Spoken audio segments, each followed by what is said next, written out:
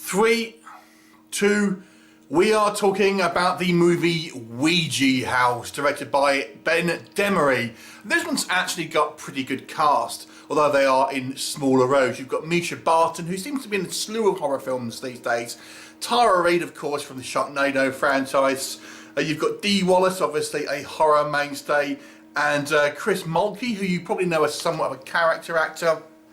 The main star here is Carly Schroeder, and she's our kind of main protagonist. And what this story is, it focuses on this group of friends, one of which is this kind of girl who's writing some kind of book, and it's to do with kind of debunking supernatural, etc.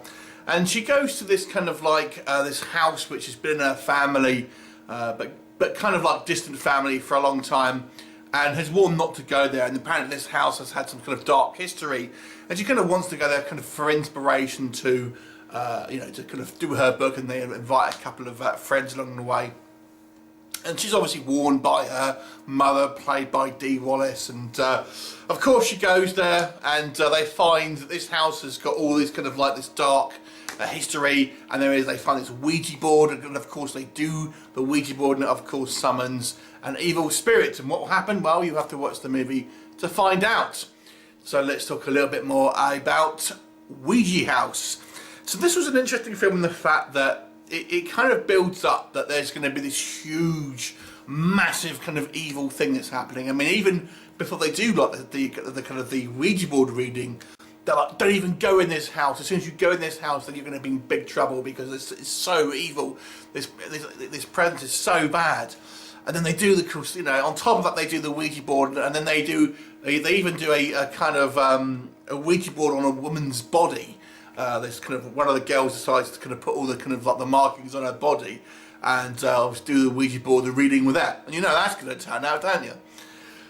So it has this massive kind of build up about, oh my god, there's going to be this kind of really kind of like bad shit happening, and it never really does. I mean, there is a kind of an evil presence that does happen and possesses kind of like some of these guys, but it really is not all that spectacular considering the build up. But let's talk about what does work for me.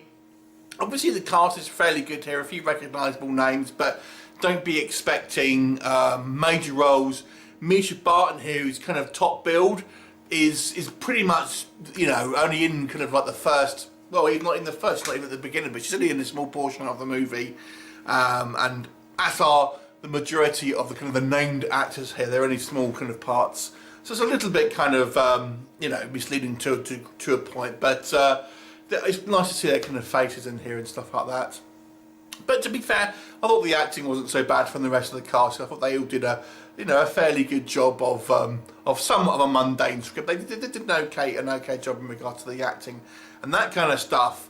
Like I said, the actual setup here isn't too bad, and kind of we have this kind of like, you know, reasonable attempt at kind of world building and kind of setting up the kind of story here. And when we kind of get into the actual supernatural starts happening, really, there is an attempt to maybe kind of make it a little bit less straightforward, and kind of these guys have got to do a number of different tasks that involve kind of playing this kind of like this strange game with this kind of this presence.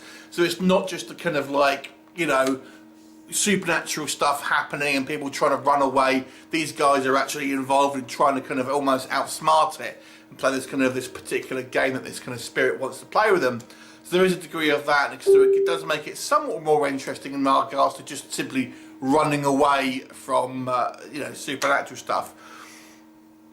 But the problem with this movie is it's a lot of setup, and then there's not massive amounts of payoff. The supernatural stuff ends up being somewhat mundane. It's just someone getting possessed and their eyes are sort of glazed over, and that's pretty much it. So you think, ugh, you know, it's kind of like not all that impressive. The movie as well doesn't do a very good job of really kind of giving you a creepy tone.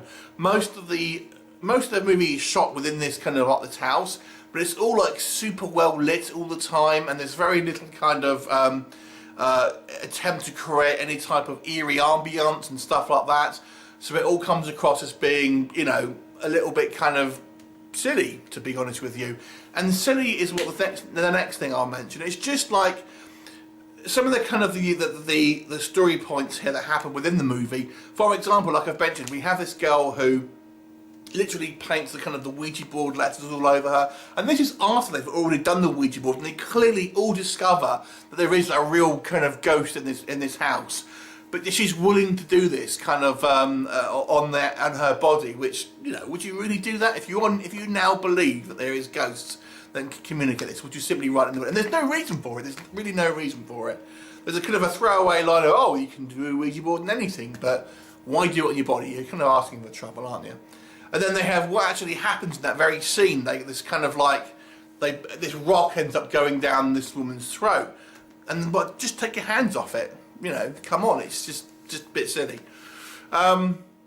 Special effects wise, it's kind of minimal, to be honest with you. There's not really much in the way of kind of particularly great visual effects. There's some quite cost-cutting on screen here. For example, that we have a few scenes where people are kind of pulled away, and you know they're not all in frame, because clearly, obviously, they don't need to be being seen. Someone pulling them and stuff like that. So it's obviously ways of kind of saving money on the budget and stuff like that. And I understand, obviously, it's a low budget film, but you know, it looks like that's what they're doing, if that makes sense. I hated the ending. There, of course, is a little stinger, and it's just like, oh, it's such a typical thing, you know, to have this kind of like, oh my god, it's not over sort of stinger situation there. And it's just like, oh man, I wish films wouldn't do that. It's such a trite trope by now. So overall, with this movie, it's nothing special. I mean, it's not a bad film, I don't think, but it's not a scary film. It's reasonably well acted. There are a few recognisable names here. The world building is somewhat interesting, and the actual how they have to deal with the spirit, I suppose, is interesting. But it's all done in a kind of like fairly kind of well lit, set with not a lot of kind of creepy atmosphere, not a lot in regards to effects and kind of like really kind of any scares. Really, there's not even really any jump scares in this movie. So overall, it ends up being a little bit of a damp squib, although certainly not a terrible movie, I would say. So I'll give this just a bang on average 5 out of 10. Have you seen it? What did you think of it? Leave me a comment and I'll look forward to seeing you next time. Bye for now.